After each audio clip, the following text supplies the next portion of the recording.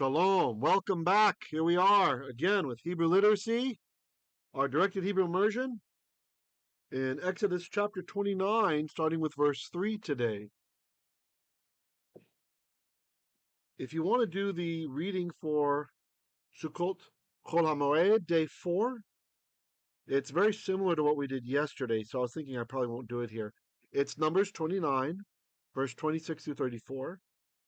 And then the fourth aliyah, the last aliyah, repeats a lot of that. It's verses 26 to 31 again. All right, so we already covered most of that yesterday. So I was thinking we'll just do our normal back to Exodus. Welcome back. All right. May Adonai bless you all with the learning. May he open up your ears and your minds. May you learn many new things and internalize them as you grow and walk in the Holy Tongue. All right. So, let me get my mouse where it should be. Hold on so you can see it. Great. All right, let's get into it. Exodus chapter 29, verse 4. Aharon Banaiv takriv el petach oheil mועד ורחצת otam bamayim ואת Aharon. Okay, this is the definite direct object marker, so we are not going to translate that. And Aaron, ve'et Banaiv, and his sons, the sons of Iv. Well, let me just see. I wanted to draw on here, and I just realized I might need to reset something.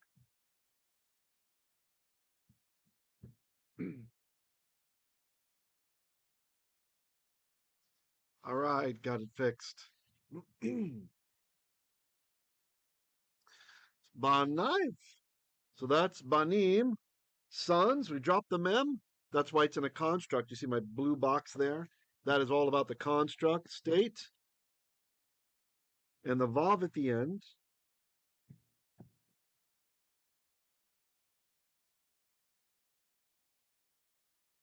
That's his. His banim, his sons. Okay. Ve'et Aharon, ve'et Banaiv. And Aaron and his sons. Takriv. That ta, that is a reminder of otam.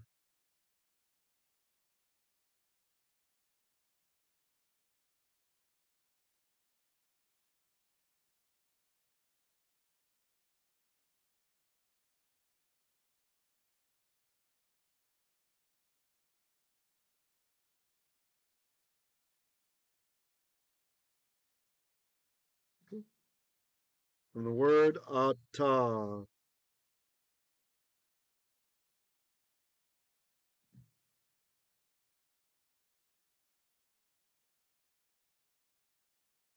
Meaning you.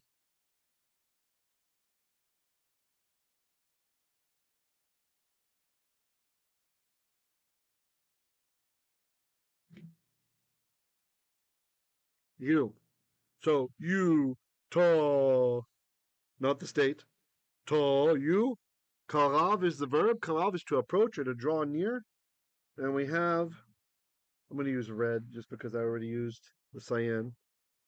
When you inject a yod before the third root letter of a word, so the root letters are 1 here, 2, and 3. Kof or kuf, depending how you like to call it, reish, and beit. And we've injected the red yod there. See that yod? And that's showing us that is a sign of the hifil, or the causative binyan. So if karav is to approach or to come near, then hikriv or takriv, you will cause to karav, you will cause to.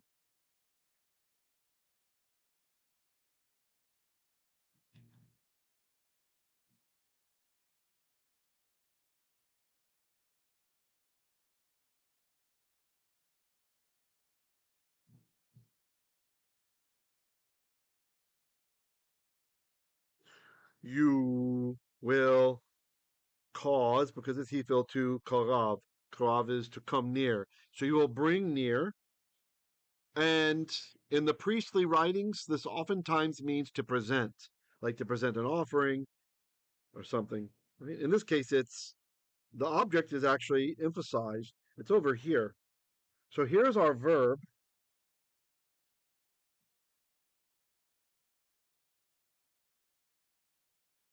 That's our verb.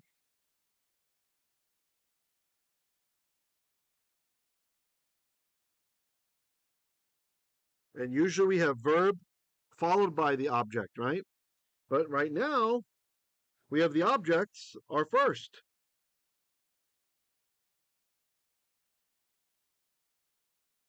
Oh, it's getting slow on me at the drawing now. I'm waiting for it. Okay. Those are the objects. The objects of the verb, the thing being acted on by them. So usually when this happens, this is demonstrating some kind of special emphasis. They're out of order.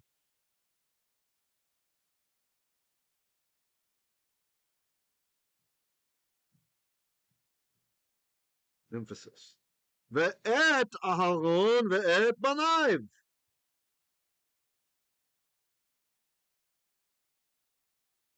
And Aaron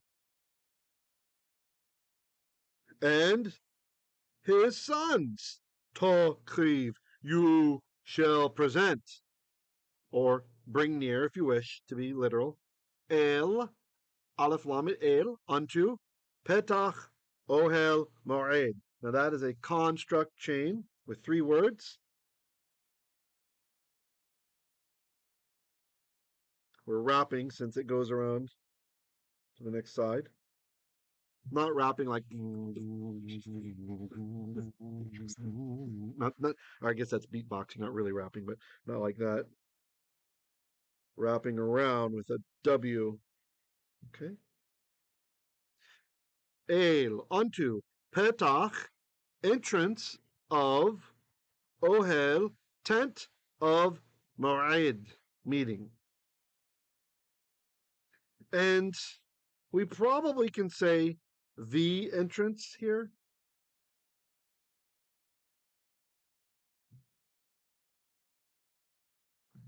Because the last word, even though it's not really a name, it's kind of become a name, hasn't it?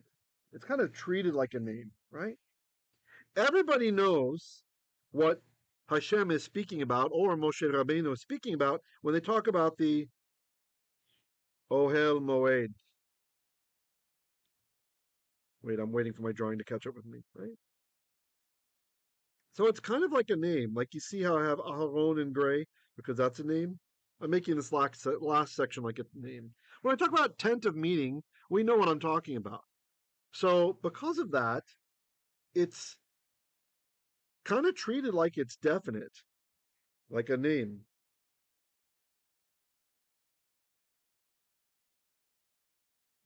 And so its definiteness, the V, is going to transfer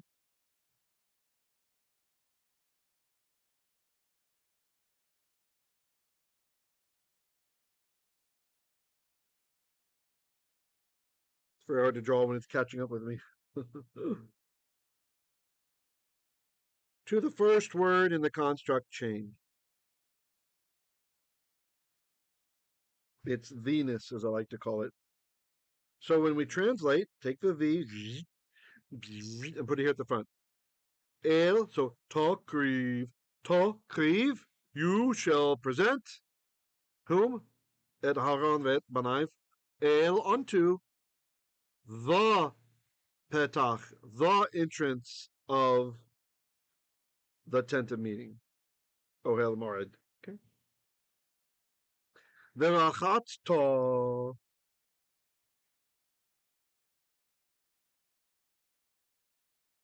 Now here we've got the ta at the end of the word. That can happen, that's fine. When the verb is imperfect, the to comes at the beginning. When it's a perfect verb, it comes at the end. But they're really both imperfects because here we have a vav conversive. Changing it all. Okay, so ורחצת means you washed, but velakachta means and you will wash, right?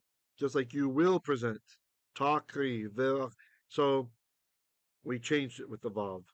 So it's technically, even though it looks like a perfect, like something that's done already, it's actually imperfect because of the vav there. ורחצת, and you shall wash. ורחצת otam, them, or otam.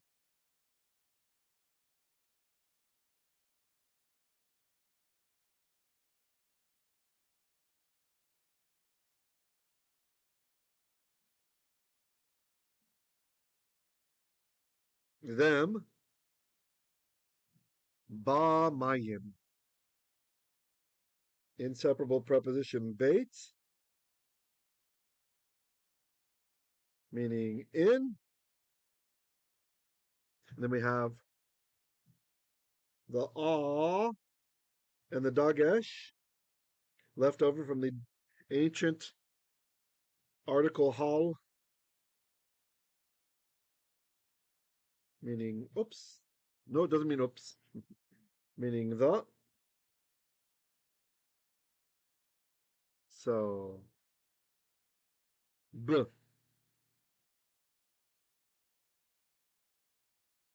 B. In the mayim, water, in the water.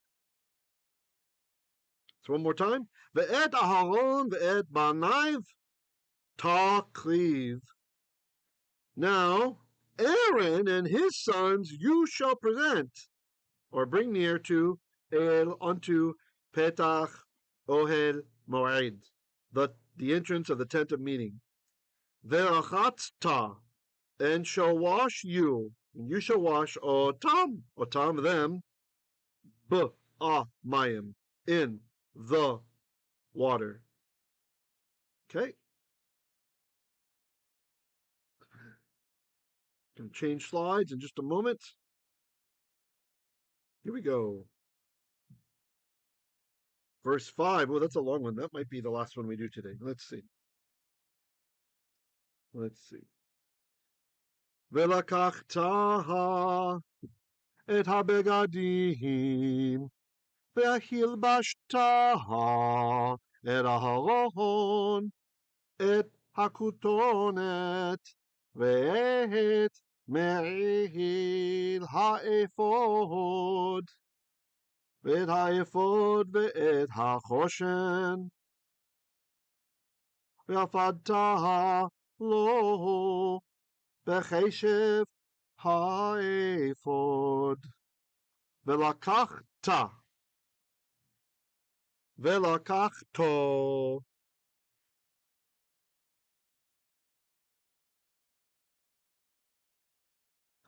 Again, we've got the ta from ata.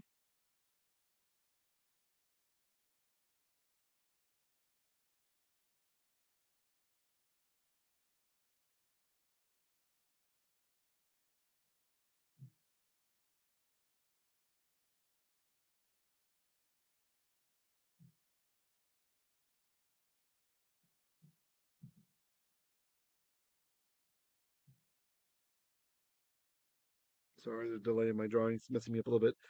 Ta, you. Lakach means take. Lakachta, you took. Well, we have nice vav conversive here. But, or then, or and you will take, or then you will take, et, no special emphasis here, it's coming after the verb like we expect, habgadim. Ha,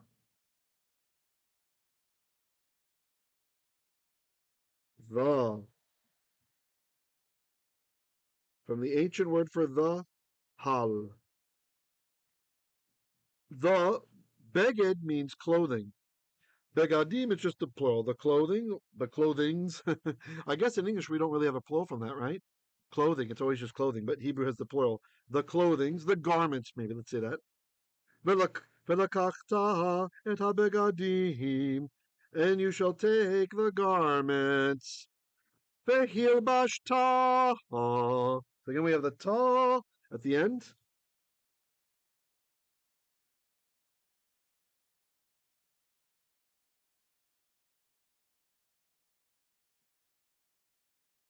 You.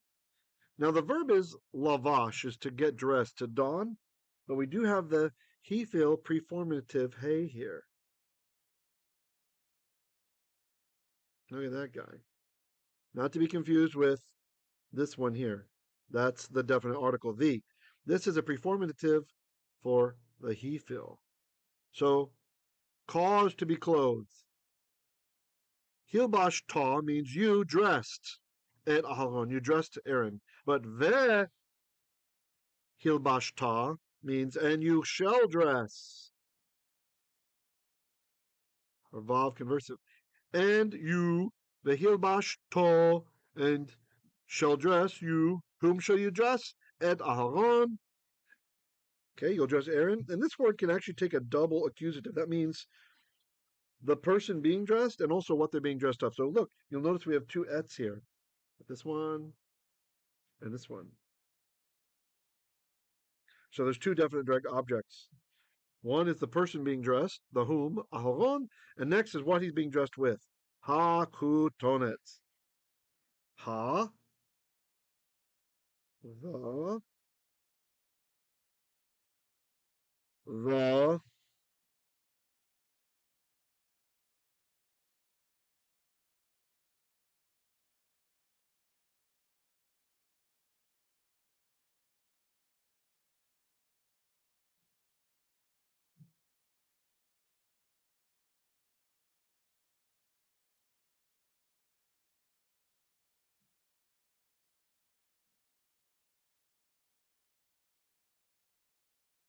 Kutonet means tunic.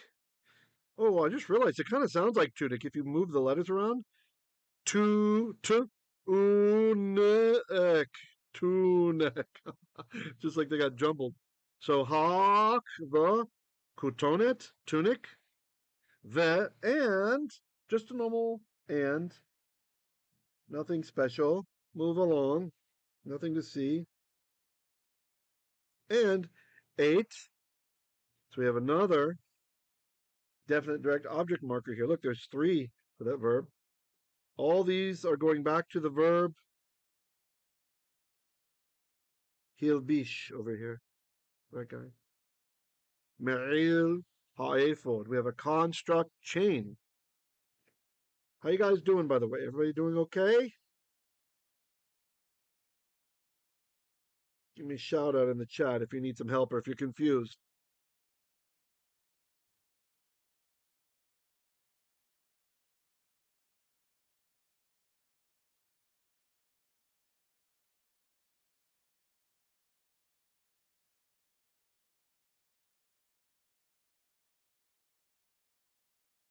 Ha, the, eifod. And because this last word is definite, oops, did it change? Sorry. The definiteness will transfer to the other word in this construct chain. That's the is going to transfer for us. Sorry, the drawing's a little bit off because it's delayed while it's drawing today. And this is a short PowerPoint, so not sure what's going on.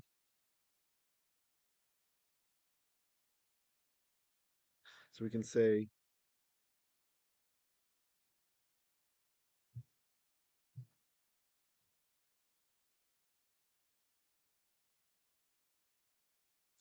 let me zoom in here. This is in 4K, although it might not be during our premiere. But in case you're not seeing it so well, let's zoom in a bit. So he's going to don him in the kutonet, the tunic, the 8, and the מעיל, eifod, the outer garment of the eifod. In Me'il, it's like a cloak. It can be anything like that that's on the outside. If you had a cape in biblical times, that would be a Ma'il. So here it's the outer garment of ha'ephod, the outer ephod, maybe I'll say. Wait, there's more. You can't find it in any store. It's another object. Look at all the direct, definite direct object markers here we have, all for one verb. Isn't that interesting?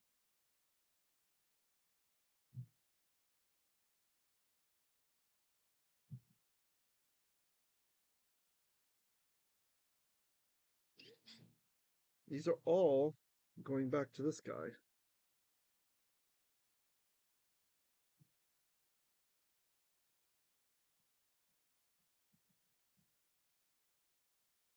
Bayan. Velakachta, and you shall clothe et Aharon, Aaron. Now, what are you going to clothe them with? Et hakhutneh, the tunic, ve'et me'il, ha'ephod, and the outer ephod, ve'et, and, pardon me, so it's like the cloak of the ephod, ve'et, and ha'ephod, the ephod in English.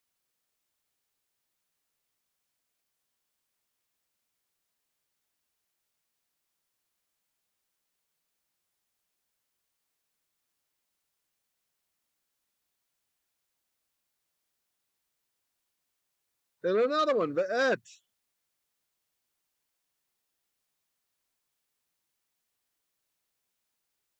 ha'choshen,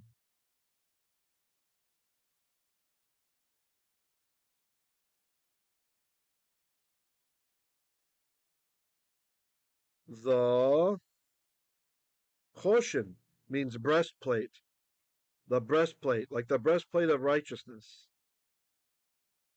The full title is Choshen HaMishpat, right? The breastplate of justice or the breastplate of righteousness. It's my belief that this is what metaphorically Rabbi Shaul, or the Apostle Paulos was talking about when he talks about the breastplate of righteousness. I believe it's Choshen HaMishpat. Ve afadto.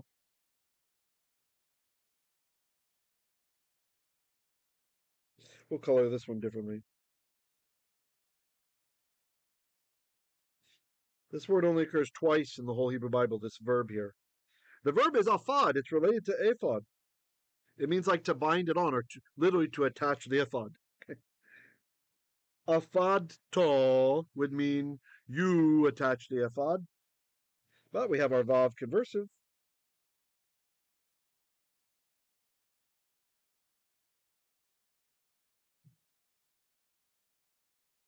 And you shall ephod, or attach the ephod, lo. Lo. The lamed is to.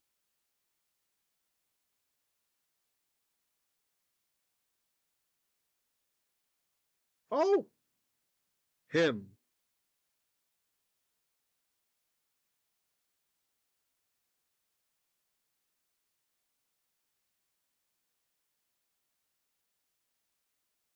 The cheshiv ha'ephod.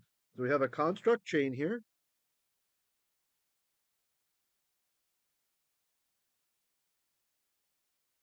Last word is definite.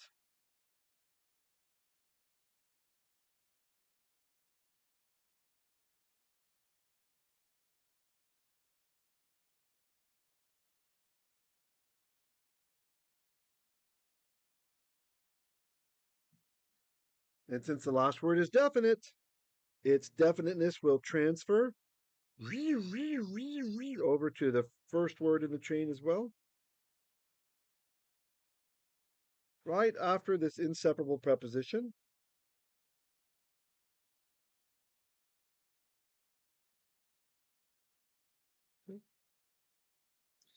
Ve'afadta, so you shall attach, you shall attach the ephod, lo, to him, ve'cheshiv ha'ephod, at the. The Venus will transfer. I'm your Venus. I'm your fire. What's your desire? Anyway, that's off of it. on or in the cheshiv ha'eifod, the girdle or the waist attacher of the eifod, of the ephod.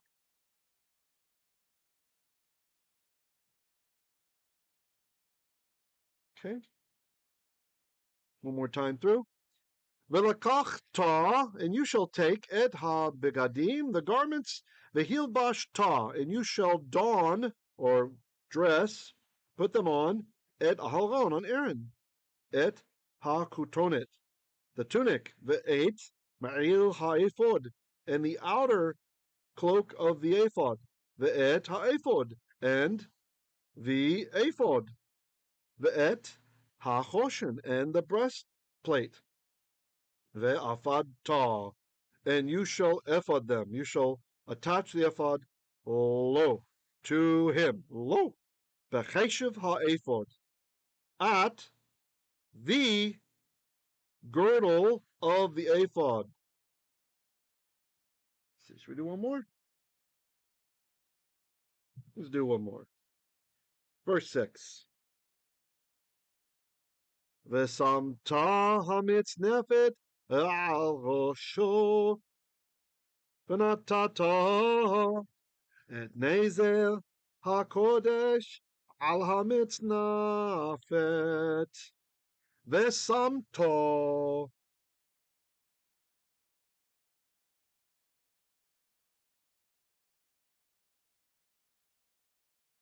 Harrison, buddy, I hope you're okay out there. I haven't heard from you in a little while. Give us a shout out, huh? So we know you're okay.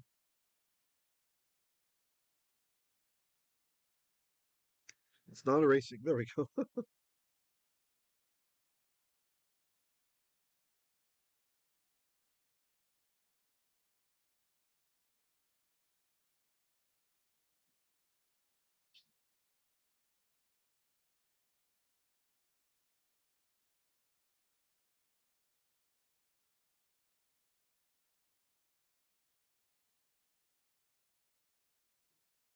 That's you.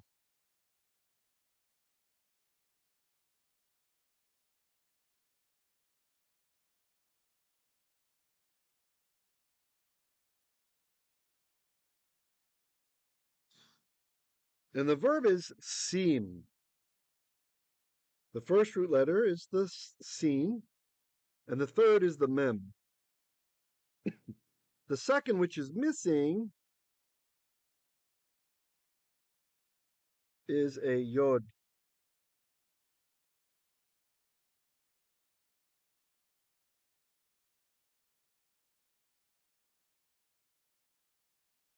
Yod's what's missing.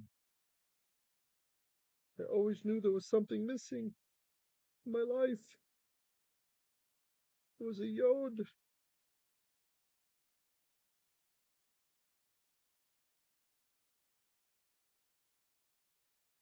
Okay, that didn't turn out how I wanted. Now it's just bothering me. Good enough. Seam is to set or to place. It's a synonym with natan. Samto means you placed, you set. And then the vav changes the aspect. And you shall place, you shall set.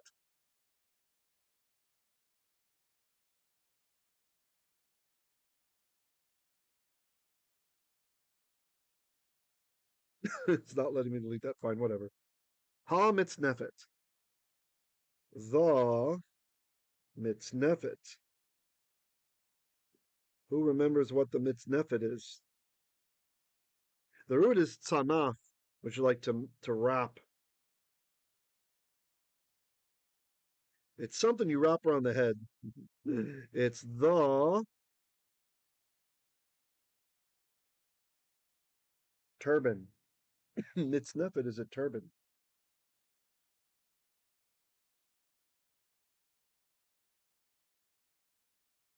I don't think that's that common of a word in biblical Hebrew, so I'll write it out.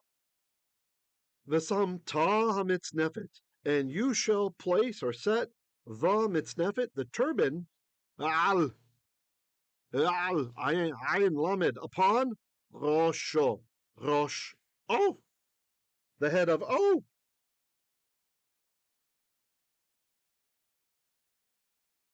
The head of him. But I'll write his here. His head, his rosh. Resh Aleph Shin.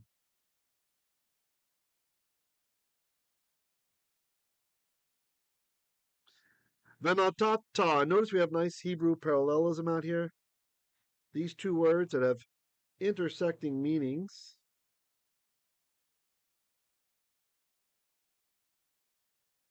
are going to intersect. Both of them can mean give, but sim more often means set or place, so it's teasing out that meaning from Natan. This is Natan. In ancient Hebrew, Natan, Natanto, just became Natato.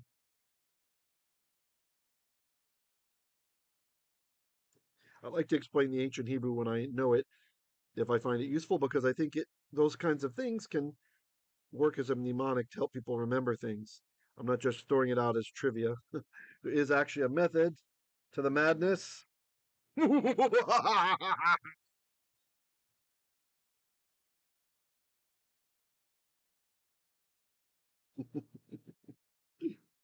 This Hebrew's so great, it's crazy.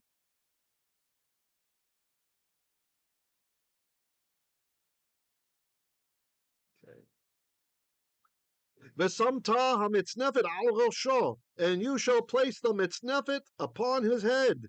V'natato, and you shall place it. We don't translate. Nezer hakodesh. We have a construct form here. It's wrapping, so I'll draw it to the end. Again, not the police coming straight from the underground. Just kidding. Not that kind of wrap.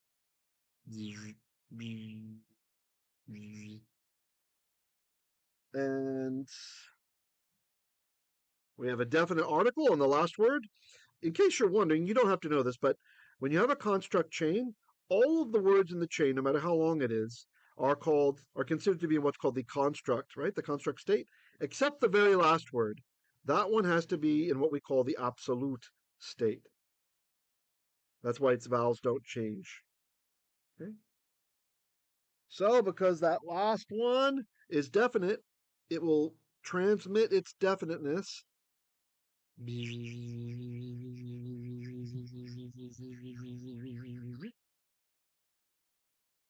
over there.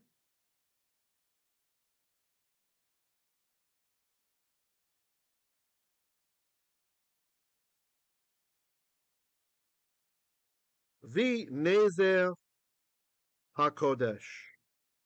Nezer HaKodesh. Hold on, let me erase my chicken scratch.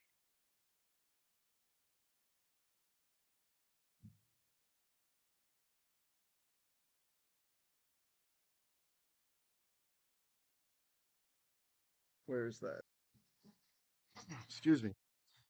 So a Nezer is like a diadem.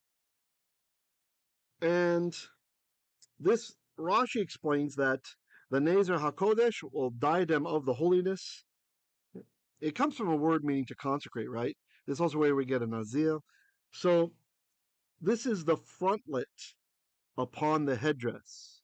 Rashi explains, as I explained in my comment to 2837, the cord in the middle of the frontlet and the two cords at either end of it are tied together at the back of his neck, holding it, quote, upon the headdress, unquote, like a kind of helmet. Okay, okay, continuing. Upon ham mitznefet. The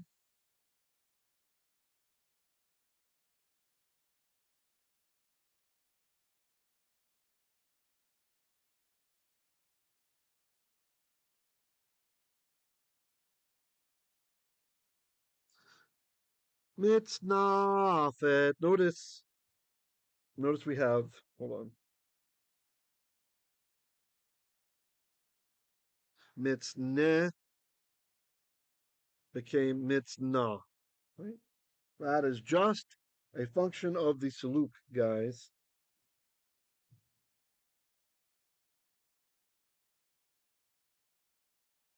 That accent there.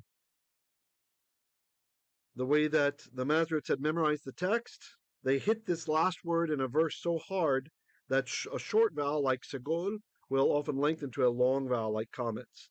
So this is not a different word. There's no different meaning in it. It's just they're singing it through memorization, and they say al hamitz nafet. That's just my tradition, the one that I was raised in, but it could be many different traditions say it different ways, but in all of them it has some kind of special lengthening. Okay, so one more time through with verse 6, and then we will be done for today. Finito. Zakonchana. Vesamta hamitz nefet, and you shall place hamitz nefet, the turban, al rosho, upon head of him, his head. Venatata, whoops.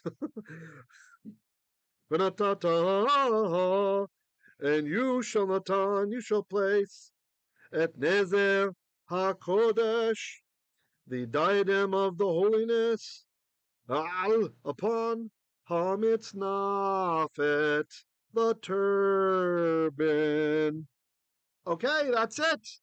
If you like what we're doing here, please, please, please consider going to patreon.com and becoming a monthly sponsor at Hebrew Literacy. Or you can check out my book there. It's a translation I made 6 years ago of the book of Genesis, without looking at the English, only looking at Hebrew, Aramaic, Greek, Syriac. Not that I'm so great at Syriac, but I can look stuff up. And occasionally at the Yiddish Yehoyash translation. I'm very much appreciative of all of our sponsors, whether you're over at Patreon or somewhere else. You guys are the ones that make it possible. And if you're looking for a different way to give, if you don't want to be part of Patreon or you want to do a one-time gift or something, check out the comments in the video, not the comments, but the description, and that will be detailed how to do it down there below. I hope you're all having a great Sukkot, and I will see you tomorrow. Shalom, shalom.